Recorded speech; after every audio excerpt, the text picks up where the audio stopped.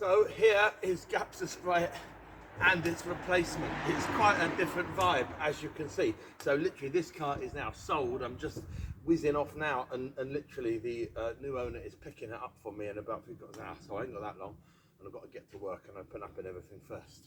So yeah, it's not as special.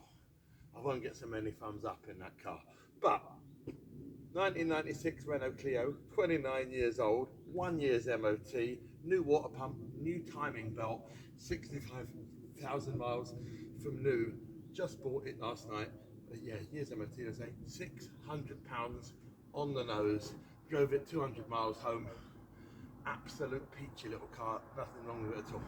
And the great thing, that will give me more time to spend on the XK, because this car, it does need work. It needs work just to keep it going, but it also needs a bit of work put into it to stop it getting worse if I'm going to keep it. So I can't do both. But the other thing is that it's actually, it's not a spirit, it's not my kind of, I'm not so into 90s, 80s, 90s cars, but it is actually quite fun. It's real company retro, it's got like an analog.